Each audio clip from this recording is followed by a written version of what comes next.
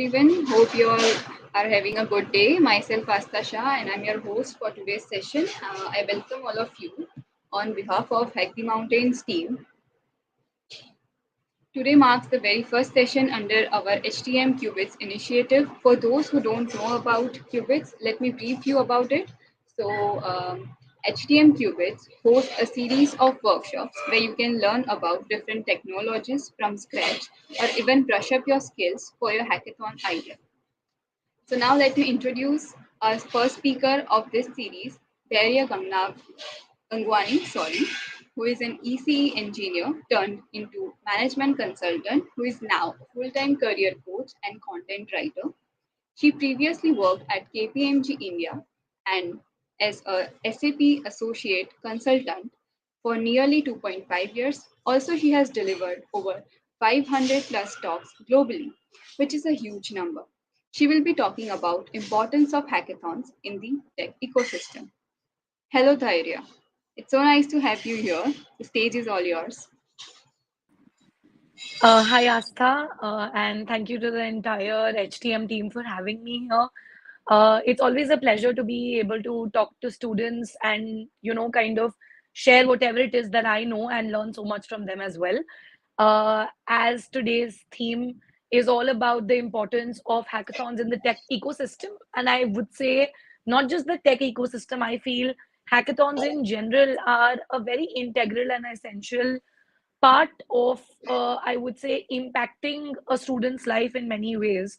I have personally been a part of a lot of hackathons when I was in college, although I'll be very honest, when I was in my first year and I was just getting into engineering college, and when my friends would tell me, there's a hackathon and we're making a team and would you like to join, I didn't even know what a hackathon was back then in 2016, to be honest. And I was like, what is this? Sounds very interesting, and what do we have to do? And the idea of being able to do it in a team with people coming with different skill sets really excited me, and that was the first time I got introduced to the word hackathon, right?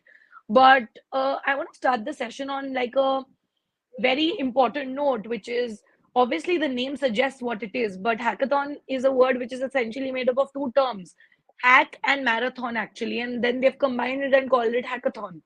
And when you say hack, you're basically trying to do something in a very quick, fun way, but you're trying to add value. And then why the term marathon is there is because we do it at a stretch, right?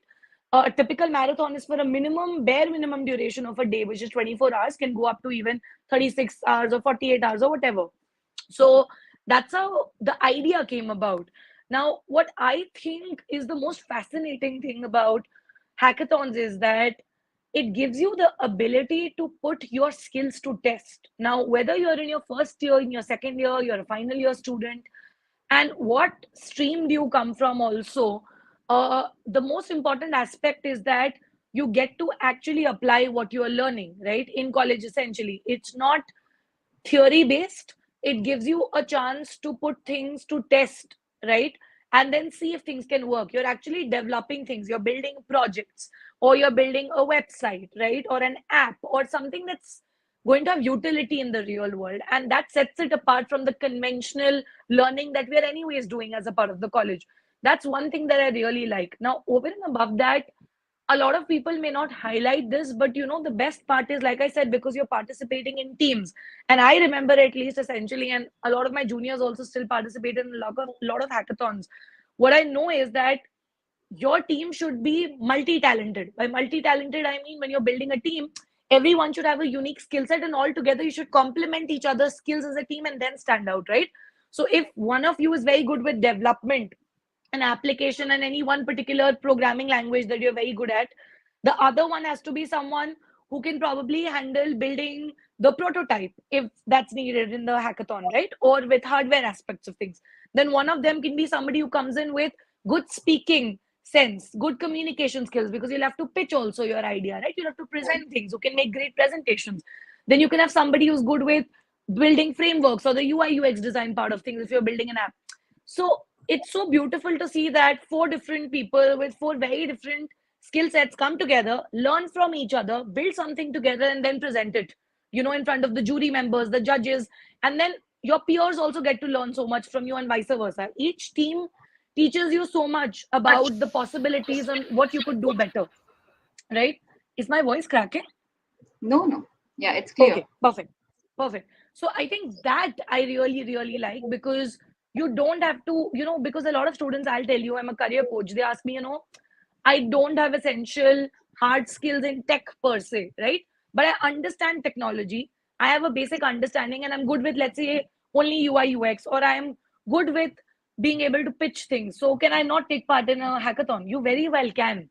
The one thing, the myth I want to bust is, definitely you need a person from the tech background who's got strong skills for sure in the team, but you Right. also need people who can present the idea in the team. You also I, need people who can bridge the gap between tech and functional as well, which are people who are good with, let's say, things like building a product, building an app, creating the wireframes, things like that, right?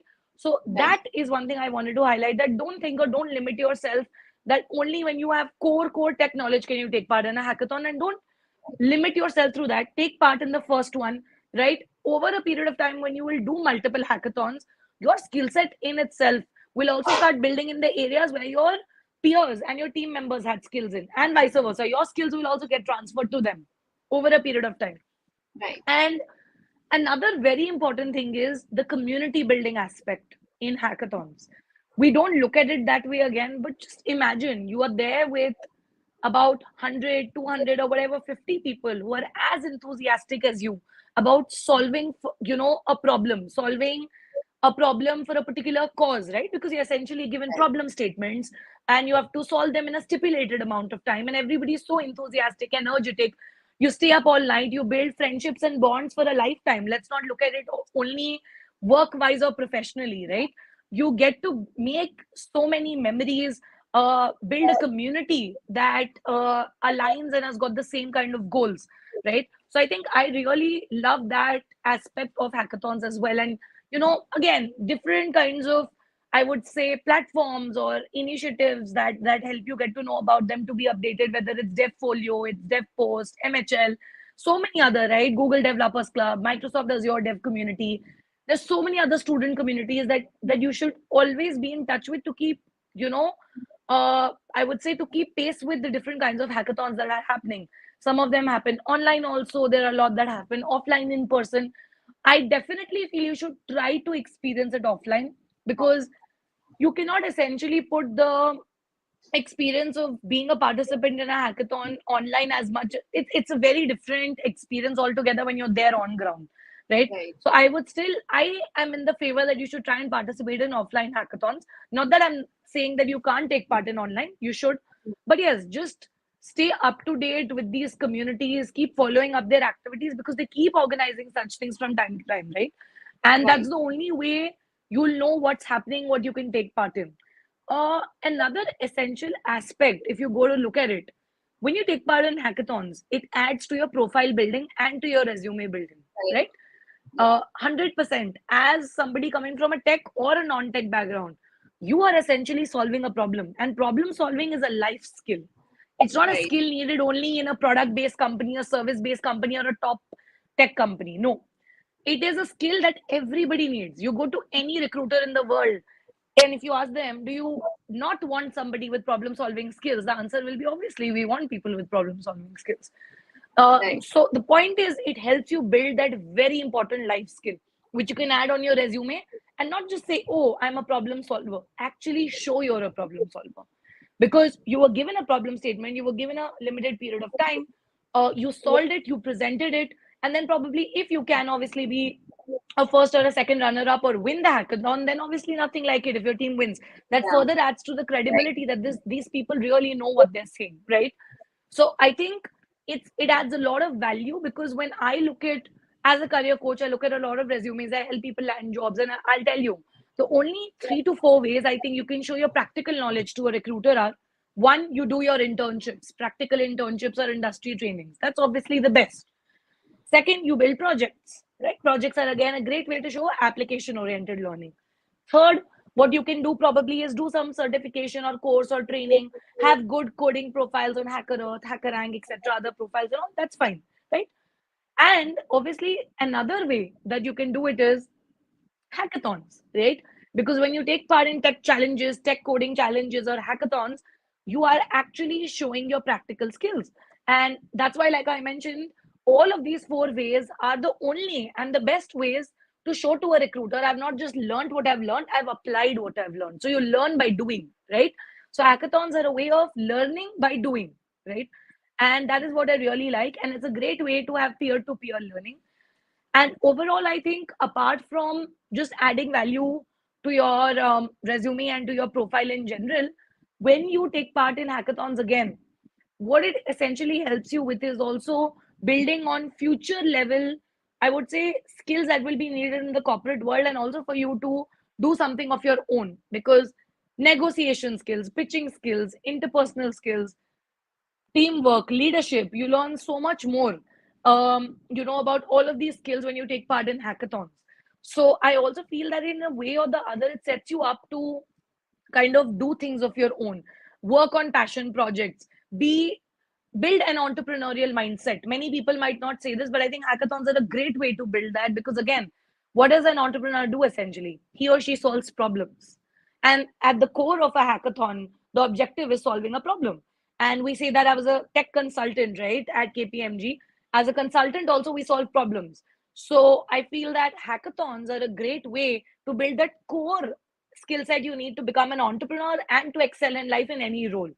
So I feel essentially you're not just gaining tech skills, you gain a lot of life skills, you do a lot of networking, you build connections for life, you get involved in a close knit community of tech enthusiasts who enjoy doing what you do as well, right? And you're passionate about. And I think, yes, like I said, a lot of the hackathons also give you an opportunity to land pre placement offers or internships with your dream companies, right? So many leading tech companies, non-tech companies host hackathons, which give students an opportunity to actually apply, and the first runner-up, the second runner-up, or even the winning teams get opportunities to get jobs, right? So I think nothing like it if you're getting an opportunity to work with a firm, right, through a hackathon, and the entry, that entire process of sending across your resume, then giving a technical interview round, or before that, giving like a problem solving test. Your coding round is conducted. Then you give a tech interview or two tech interviews, then a HR round. I'm not saying you shouldn't do that, but if by participating in something so fun and so insightful with a team, and kind of coming at a position wherein you can be considered to be given a PP or a job offer, why would you not want that? So it's also a great gateway or an alternative apart from the typical, I would say, procedure of applying for jobs or getting selected for jobs in companies. This is another very unique way in which you can find a role in your dream companies, because I think, if I'm not wrong, uh, there are regular hackathons that companies like JP Morgan Chase, I think it's called JP Morgan Chase, has got a hackathon which is called Code for Good, or I'm not getting the right name again. There is Hack Infi by Infosys also, which is again conducted every year. It's open for college students in third year and fourth year. But yeah, I'm just giving you two examples. My point is, and I know so many of my friends who have been placed in companies and received job offers after, their teams came at the first, second, and third positions respectively. So some of them got internship offers, some of them directly got placed. So my point is, there are obviously numerous benefits that I can keep listing, uh, that these hackathons have. But the point is that you should definitely consider taking part in your first hackathon if you haven't yet, right? If you're someone who hasn't done even one hackathon till date, just find your team members, find a good group of people who can add a lot of value, and after that, just go for it, right? I would encourage everybody to take part in as many hackathons as possible. There's no way it's going to be disadvantageous. It's only going to add value to your profile and nothing else, right? And I think on that note, I'd be happy to obviously kind of maybe answer any questions that the audience might have for me also. Or if Asta, there's anything that you want to ask me specifically, would love to have an interaction that way as well. But yes, those were a few, I would say, points, or in general, things that I wanted to cover and talk about basis my experience as well. And I was a part of a lot of tech clubs and chapters and organizations in my college. So I was also a Microsoft student ambassador. So we have organized like a lot of hackathons. I was a part of IEEE, a core clubbing chapter in my college, and we organized a NASA Space Apps Challenge as well, which was again a hackathon of sorts itself. It was a challenge wherein we had to build prototypes, etc., within 24 hours. So I think it just takes me back to those days. And when I go to reflect back on things, I realize that so much of my ability to solve problems, understand people, build a community, because now as a creator and a career coach, I'm building a community.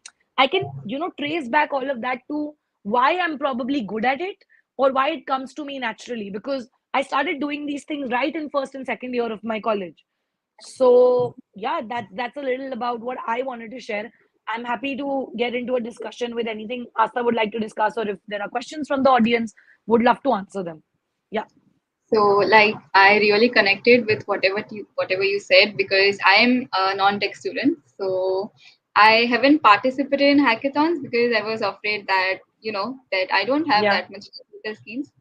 Yeah, I may help in the communication part, or I may help in the designing part, but I haven't participated till now. But yeah, I'll be participating soon. Yeah, So, and sure. I Even I was a AC engineering student. I didn't come from like a right, core BTech in CSE or IT background. But right, I was always told if you don't try and if you don't experience it, you will never know what it could help you with, right? And whether you are even interested in something like that. So you should definitely, I think, experience it at least once. right, definitely. I agree with you. So I'll be participating in recent hackathons. Like, I have, interacted with people in hackathons, as I was on the team, but I have never Okay. been on that side. So I've never participated. Yeah. Yeah, So any great. advices you'd like to give to, beginners or anyone? Yeah, what I'd recommend is depending on, let's say, again, what part of the team, sorry, what role in the team you want to play. Like I said, whatever responsibility, because every team member has to take a responsibility. You only have Right, limited time. Everybody works on certain parts or sections of the project that we are working on, the problem we are trying to solve, right? The problem statement is common, but everybody is working on right, certain aspects of it to make it come to life in 24 hours or 36 hours or whatever. So if you have defined that for yourself, and if you have understood and you have a clarity of your strengths and what you can do and what you can't do, that's the first step. Might seem like a very basic thing, but it's the most important thing, to have an understanding. Hey, these are my strengths, these are things I'm not really good at, this is how right, I can contribute to my team as of now, at least. These are right, things I'll need support in. Communicating that is very important, because you right, and your team members must know whose strength lies where and who is going to need help where, because you have to help each other. You're a team. So I that's the agree. first step, I think. The second thing is, once obviously the team is made, you've communicated all of this, etc., it is extremely important, I feel, that you use resources or the things that you know as much as possible. See, the internet access is always available to everybody. It's not like during a hackathon you're told not to go to Google. And Yeah, I'm not saying that that's the only way it's going to help, but all I'm saying is, with the advancement in technology, with so many resources available, if you're ever stuck, right, you've tried, and everything that you knew of with respect to your fundamental core concepts and what you understand, whether it's a syntax of a particular language and based on the code you're writing, or it is a certain tweak you need to make, or a bug that's not getting solved, whatever it is, when you feel that after a period of time you've asked or you've sought help from your team members also, it's not working, try and find and look for solutions on the internet also, because there is everything available that you could think of, and everything is kind of already done. It's just that you need to tweak it in a certain way. So there's nothing wrong in it. All you need is, when you're stuck and something's not working and you've been on it for a while, you can't waste time in a hackathon. You have to be a little agile and look for solutions in that period of time that you have as well. right, So please don't waste a lot of time there. That's the second thing I would recommend. And I think the third thing that I would like to kind of, I would say, not advice, but it's like a tip that I'd like to give, is that whenever you are done with everything from your end as a team, you feel everything is in place, or we're ready to kind of give the presentation, or if you're building a prototype, the prototype is in place, it's kind of working, everything's fine. it's important that even before going ahead and giving your, pitch, do a dry run with your team members. Right. I know you have limited time, and I understand it's not possible. All the teams are all around you. You don't get like a separate room to go and practice. I know that it's all in a very, I would say, open environment where everybody is there. But still, somehow, find some time to do one dry run before going and pitching, because as much as your tech and what you've built and your prototype and your solution and your code is important, and how much you understand the technology is important, how you present what you have done and why Yeah. you have done is equally important. If you can't communicate, and the person whoever you're giving the responsibility to pitch and to present things is not able to convey to them or convince them that this is what we have done, this is how it's going to help, this is how it's solving the problem, and this was the best thing we could come up with, they're not going to be convinced. So Right. you better do a dry run it by all your team members, and all of you should be convinced that this is the best. And we don't need to change or tweak anything much now at this stage. We've put in our best foot forward, and let's just go ahead and give the pitch, because it matters. If it was not important, you wouldn't be told to create a pitch and create a PPT and go ahead and present it right in front of the judges. You could have just built the prototype, given a demo, and done. But that's Exactly. not the case. Yeah. So yeah, those are the three most important points. Over and above, obviously, having all your technical knowledge in the right place. uh you know Again, doing things that are your strength, all of that is basic, but these are the other three things that I'd like to kind of give as an advice. Right. So there are many more questions from the audience. So, what are the potential long term effects of hackathons on participants' careers and personal growth? Sure. I kind of touched based on it, but I'll further elaborate. Not just hackathons, anything where you have to use your analytical, logical, and reasoning ability, all three in a way. Whether it's a case study challenge, a business case study competition, or a hackathon, right? These are typically events that are organized which simulate all of these three skills.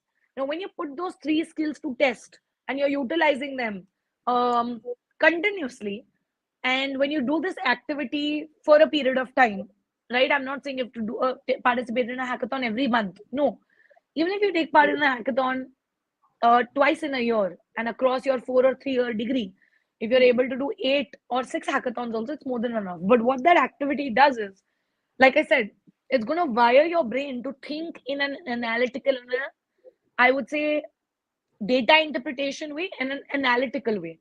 You will not look at numbers or a problem just as a problem for the sake of it. Oh, this is a problem statement. You look at a problem statement from a 360-degree angle, and you'll make sure that the solution that you're presenting is not just a solution that you think is the best solution, but is the best solution for that particular problem statement or for your client when you will walk into the real world. Like, I can answer basis my experience. So as a consultant, a consulting job and a tech consulting job is heavily client facing. We're always solving problems for our clients. We do everything for our clients. So when a problem is given to us, we're always told, don't just look at the problem and give a solution which will be best for us as a consulting firm to give. Put yourself in the shoes of the client. Think from the client's perspective. Give a solution that is coming in the budget of the client, which is solving their problem and their pain point. So that is what I feel. Again, participating in hackathons made me build very easily. It came to me naturally to empathize, to look at a person's problem and to look at it from a 360-degree perspective and solve it, right? I also built the ability through hackathons to, I feel, be good with people, because I used to network and talk to so many people. When you again work in a team with, like I said, all 4 5 of you or 3 of you will have different skill sets. So you learn the art of working in a team, leading a team. If you were leading the team, you learn the art of having different perspectives and clashes and conflicts also, because you will have fights, there will be arguments. You will say, nahi, we should use this particular language or we should use this method. Somebody, other team member will be like, no, I don't want to do this, I don't agree with this. It's not like it's going to be a smooth sailing boat. So you Yeah. learn the art of conflict resolution, you learn how to negotiate, you learn how to bring everybody on the same page as a team and work towards the same vision, even though you have different perspectives. And that will always be the case in any job you'll work in, or even if you become your own boss and an entrepreneur, you'll have to manage a team, you have to manage people. Right. So I feel those are the impacts it will have by and large in your long term career. Yeah. Yeah. I hope Sujata got her answer. So we have another question: how to form a team in hackathon? How to choose the right guy? Very good question. So I think, see, again, I feel that a large part of it is not in your hand, at least initially. When you're going to your first hackathon, I feel you don't have that much, I wouldn't use the word power, but you don't have that kind of say or experience or connect to make a choice that I want these people as my team members or I want to be in this team. At least that is what I've seen most of the times, because it's your first time. You tend to just go with people who you already know are maybe your classmates or batchmates or have common subjects as you, certain lectures, and you've known them a little and you think you can add value.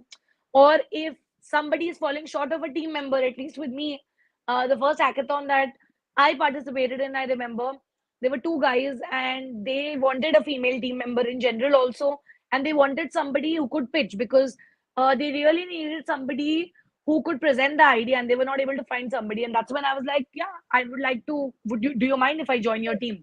So honestly, I'm not sure how you can do it in the first go, but yes, eventually, let's say you've done one or two hackathons. After that, you will also get a lot of experience and sense to make the right choice. There's nothing as right people or wrong people and the right guy or the wrong guy. The point is, like I said, you all need to complement each other's skills very well. That's the Right. number one thing. Even when you're looking for a co-founder as an entrepreneur, uh, somebody you would have always seen, you will see two, when you see two or three co-founders, or let's say two co-founders generally, one of them will be very good with, the operations, finance, admin, everything, and one of them will be very good with tech, people, and innovation. And because when both of them come together, it's a great marriage, right? It comes together and blends in very well because both of them fill the gaps, when it comes to each other's skills. So it's the same thing. When you're building a team, you build a team always keeping in mind that how are each one of us complementing each other and filling each other's gaps. And obviously, definitely, the third and the most important bit is how are we able to work as a team together? Is that synchrony there? Is that understanding there? Right? That is also very important. So maybe those three aspects could help. Right. So another question is, in what ways can hackathons help students and young professionals kickstart their careers in technology? So, Arun,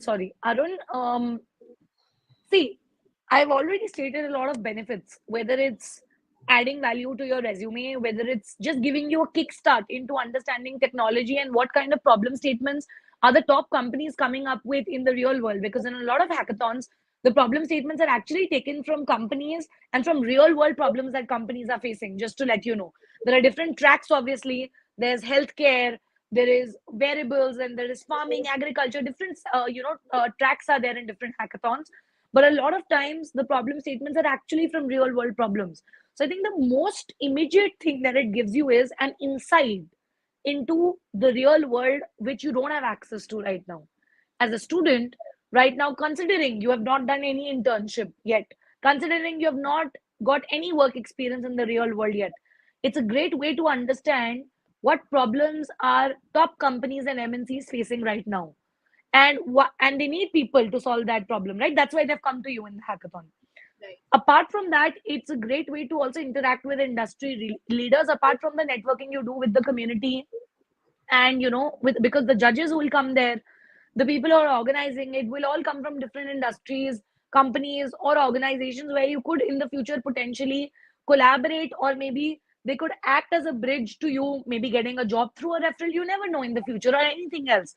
If they like your skills, they like the way you've presented a solution, they like what your team did, you never know what doors and avenues it may open up for you as a fresher in the industry, right? So it puts you on a platform very early on where you get access and you get the right eyeballs seeing you and your work. And I think apart from that, it helps you build a lot of confidence, right? It helps you build life skills, like I already said. You build the ability to network with people, you build the ability to communicate well, build great presentations. I think people underestimate the skill of building presentations because they think it's very simple, but I've seen most of the top managers also struggling with building PPTs. But it's so essential, because even if you're a 100 crore revenue company, when you go to a client and you say, we want to do business with you. This is our this is what we want to do for you. The first thing they'll say is, okay, fine, come to me with a pitch deck, present this to me, give me a presentation. And a presentation requires you to build a PPT. I've seen my associate vice presidents to even partners building presentations with about 20-25 years of experience. So you might think, oh, it's stupid or it may not add a lot of value, but no, it's very important. So I think every aspect of the hackathon will help you build on skills that will further accelerate your career and help you become a better professional when you join the industry. Okay. So next question we have is how can hackathons contribute to knowledge sharing and open source community in the tech ecosystem? Can you repeat the question again? Sorry. Yeah. How can hackathons contribute to knowledge sharing and open source community in tech ecosystem? See, again, it's I've already told you, if you again look at it, when you talk to people, when you are working in a team, you're sharing ideas, you're writing code, you're building products, you're working on a project, either you're building like a landing page or an app, or you're actually building a real-time prototype, whatever it is that you do, because every hackathon has a different agenda, right? And you have to understand that what is ultimately happening is it's becoming a great way to just self-analyze where you stand. More than anything else, I feel it's a great way to test where do you stand, what do you need to improve, and how can you improve it. Because in that entire 24 hours or 36 hours, 24, 48 or 36 hours, what will happen is in that period of 1 to 3 days, you'll go through at least 2 to 3 rounds, typically in a hackathon, 2 to 3 presentations, and working, reworking, learning, unlearning, and real learning to come to that end product or end project or prototype that you want to show in front of the jury members for that problem statement. And what that helps you build is, again, like I said, a great understanding of the tech you have been just reading about or working on or just coding on, because now that code is bringing something to life. There's a difference, you're developing something. So I think that essentially will help you a lot. And even, again, see, with respect to open source, again, there are a lot of communities that specifically do not just, I would say, hackathons, but community challenges, coding challenges, fests, student partner programs, and so much more they are called. You can always look them up, find them. You can just type it on Google, open source communities for students, or open source um, let's say clubs and chapters in different colleges or whatever, and then you can always take part in them, because it's only going to add a lot of value to your profile, help you with a lot of learning. And the best part is you get to learn from your peers. As much as you learn, you self evaluate, you learn so much from other people. It's the best way of learning is by teaching each other in a group, because that becomes very easy. Okay, it becomes very naturally flowing when somebody in a team is just teaching you like a friend. It doesn't seem very because typically we're just used to learning from our professors in a classroom. So this becomes a different environment, and you tend to learn a lot more quicker, because it's practically, again, applying what you're learning on the go. Because at that moment, any of your team members are going to tell you, hey, do this, this is how you do it, you go to this particular link, you do this, then you build this. So the point is, when they tell you all of that, and you have to again not just learn but execute it on the go, it's a great way of learning, right? So yeah, I hope that answers your question. Yeah. So can we have a next question? Okay, so as we have very limited time for our project, what kind of project and how can we successfully achieve it in limited time? So Yograj, when it comes to what kind of a project, unfortunately I cannot generalize it or give you one answer, because it will depend again on the hackathon, on the theme, on the tracks, on which track you have chosen, the problem statement given. It's all dependent on that, right? But how do you want to build the project, right? And obviously you will have a very limited time. I've seen that a lot of times it's not about somebody just being a very how do I put it? It's not about having somebody in your team who can write code very quickly. It's not about just that. Don't think that somebody who can write code quickly. Obviously, you need understanding of the language. You need to write optimized, clean code and build things. Fine, but just um, getting things done quickly won't help. Your objective when building a project or solving the problem should be having a clear cut understanding of the problem statement. Half of your work is done if you have understood the problem statement. A lot of people don't concentrate on it because generally, problem statements are what? Maximum half page, 1 page long, sometimes even just a paragraph. It's not Yeah. very detailed. And they do that on purpose because they don't want to let out too much information, but they still want to see that with limited information, how are you able to bring results and help and create the right solution, right? So that's the point. So what really helps is in such situations, like I said, is to understand the problem, have your fundamentals clear.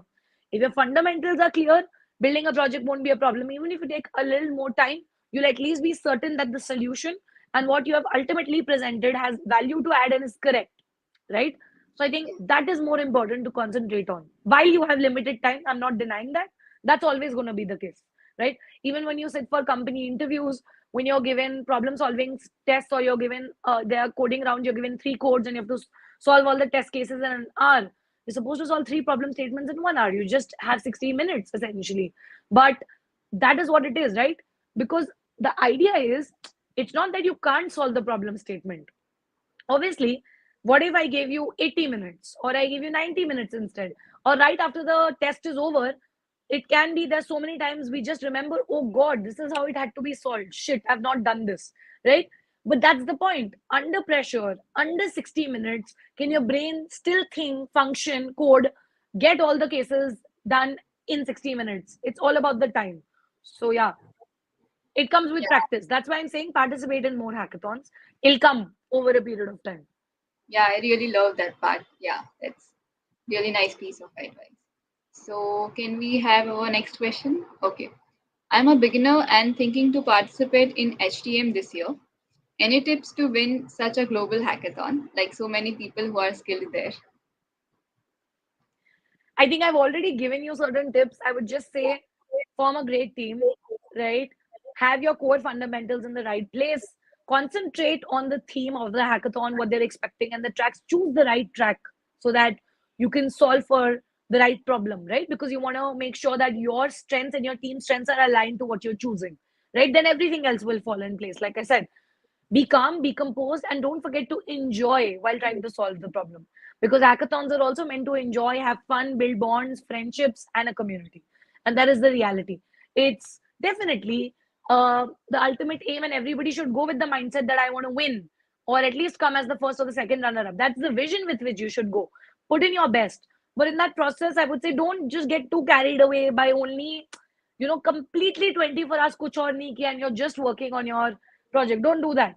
Interact with people, talk to them. That is what I would suggest, because that is going to be a lifelong experience, Rajiv. Not just winning the title. So try and concentrate on having a holistic 360-degree experience. Yeah. Right. So, do we have more questions?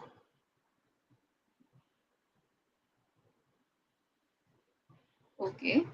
So there are such a buzz around Web3 and AI, and there are treks around these upcoming tech. Do you think implementing these projects have an edge over others, or the problem agenda is prior? Um, so I think, Krish, honestly, I don't feel that depending just because of, certain technologies are booming right now. People are talking a lot about Web3. I think AI, to yeah, it's been a couple of years. People have been talking about AI for about at least I would say 7 to 8 years in my knowledge now. There's always a sudden wave in the middle where 6, 7 months people are always talking about it. So it's not like it's something new. Having said that, my point is just because something is being spoken of a lot and is a up and coming booming technology will never be a reason for you not being given preference or a bias being created and people working on that track being given any kind of preference. I don't think so. Again, what matters is your understanding of that track and of the technology needed to solve the problem statement under that track, and how well can you go about that entire process and present your solution. That's all that will matter. uh, my simple answer to you is no. Just because Web3 and AI are buzzing, and if you choose that, you won't be given any preference, but yes, or given an edge. But if you're really good at it, you understand that tech and your entire team is very passionate about it, then that's the right reason to go after it and, kill it with your project and whatever you're building. Yeah, that should be the approach. Right. So, next question. Okay. So, could you tell a little bit about your journey? Yeah, that's the next question.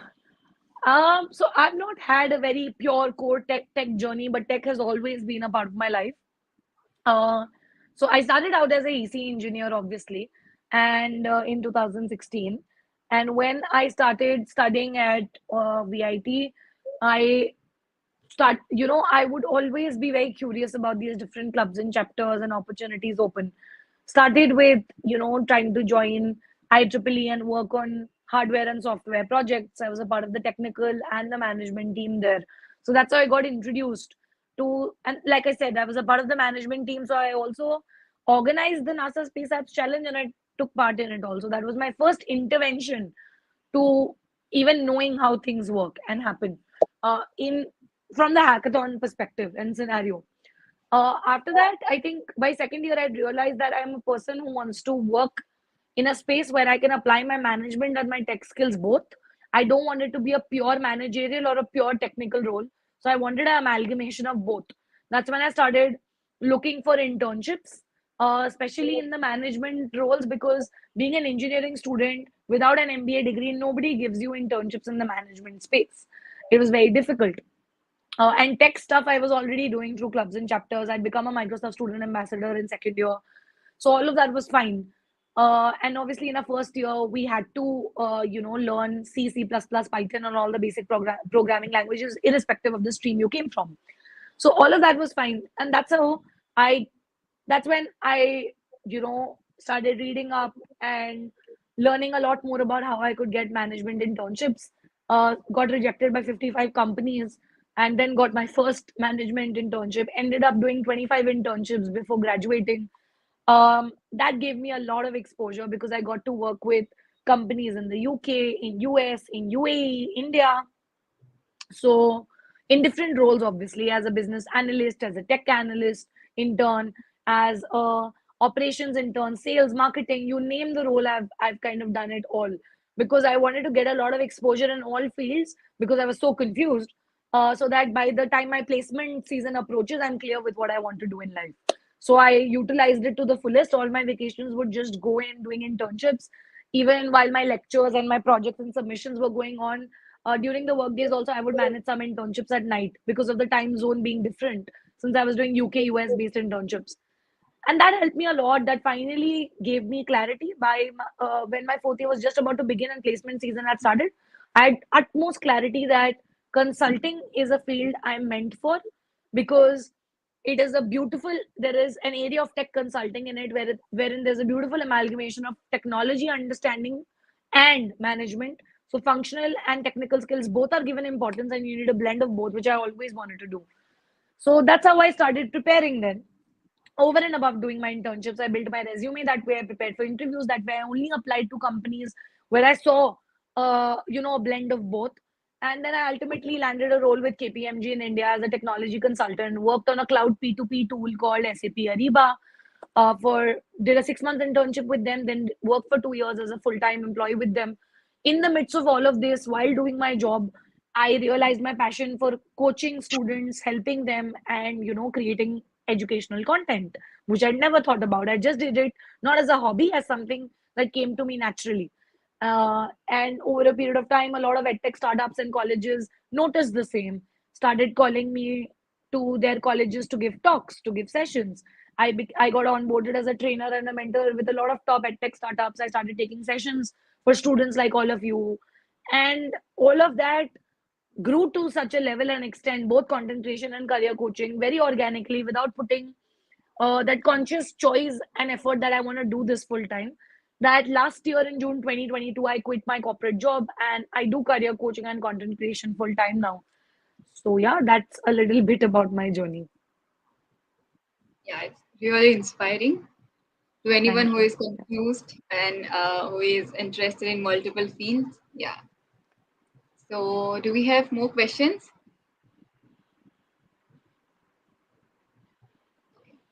Can hackathon project turn into startup idea? If yes, how do we take it forward? Any tips?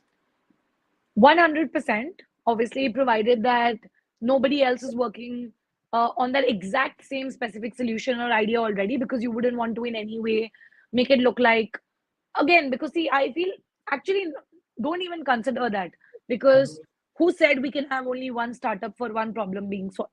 There are so many startups trying to solve the same problem also, and so many companies trying to solve the same problem. So I'll go back on the fact. See, absolutely, the answer is whatever project or problem statement you're solving can become a startup idea for you and your team in the future, or for you to work on, whoever chooses to take it forward.